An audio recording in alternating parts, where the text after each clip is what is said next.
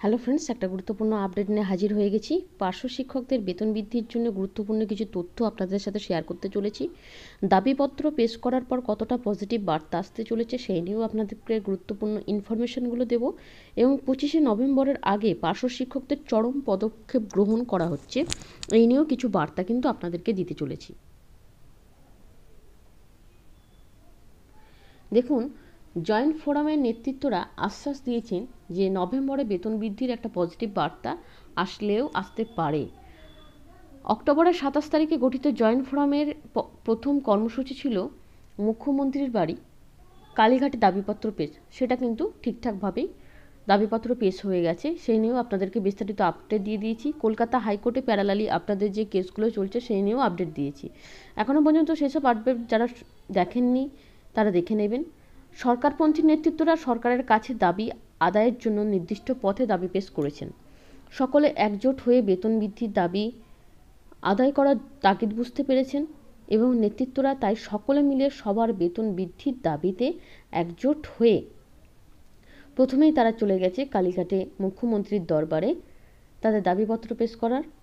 এর আগেও কিন্তু সরকারপন্থী সংগঠনকে গভর্নমেন্ট সেই মর্যাদা দেয়নি। আপনারা জানেন, সরকারপন্থী সংগঠন তো বারে বারে বিভিন্ন পদক্ষেপ গ্রহণ করেছে, শিক্ষামন্ত্রীর সাথে দেখা করেছে, তাহলে গভর্নমেন্ট কিন্তু তাদেরকে সেই মর্যাদা দেয়নি। তাই তারা বুঝতে পেরেছে এখন আলাদা আলাদাভাবে নয়, সবাইকে এক ছাতার নিচে আসতে হবে এবং একজোট হওয়ার যে তাগিদ তারা কিন্তু বুঝতে পেরেই সরকারপন্থী সংগঠন কিন্তু সেই ডাক দিয়েছেন এক হবার, এবং সেই ডাক দেওয়াতে কেউ কিন্তু সেটা ফেরত পাঠায়নি।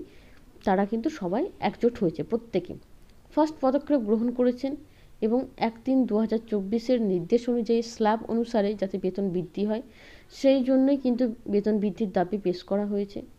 সিএমের ইঙ্গিতে শুধুমাত্র অপেক্ষা, অর্থাৎ মাননীয়া যখনই গ্রিন সিগন্যাল দেবে শুধুমাত্র সেই গ্রিন সিগন্যালই অপেক্ষা। আপনারা প্রত্যেকেই জানেন যে জিও বার করা বলুন, ফাইলের গল্প বা আপনাদের মুভমেন্ট, কোনোটাই কোনো কিছু ব্যাপার নয়। শুধুমাত্র সিএম যদি একটু তদারকি করেন তাহলেই জিও বেরিয়ে যাবে। জিও বেরোতে তখন আর বেশি সময়ও লাগবে না, শুধু সিএমের একটুখানি গ্রিন সিগন্যাল, সেই অপেক্ষায় সবাই তাকিয়ে আছেন। পার্শ্ব শিক্ষকদের দাবি আদায়ে তারা দাবিপত্র পেশ করেন এবং সিএমের হস্তক্ষেপ ছাড়া কোনো বেতন বৃদ্ধি হবে না।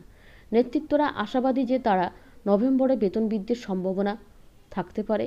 এরপর 25শে নভেম্বরের কর্মসূচি, অর্থাৎ এই কর্মসূচির পর চলে যাচ্ছে আগামী 25শে নভেম্বরের যে কর্মসূচি, সেই কর্মসূচি তারা জল্পনা কল্পনা শুরু করে দিয়েছেন। তাদের মিটিং দাবি আদায়ের জন্য পরিকল্পনা করতে হয়, সেই মিটিং কিন্তু তাদের চলছে এবং সিএমের কাছে দাবিপত্র পেশ করার সাথে সাথে তারপর কর্মসূচির রূপরেখা তারা তৈরি করে ফেলেছেন। শুধুমাত্র দাবি আদায়ের জন্য গঠিত যে জয়েন্ট ফোরাম, সেখানে পার্শ্ব শিক্ষক নেতৃত্বরা মাননীয়ার দপ্তরে দাবিপত্র পেশ করে জানিয়েছেন যে তারা সিএমের ফিডব্যাক পাবেন।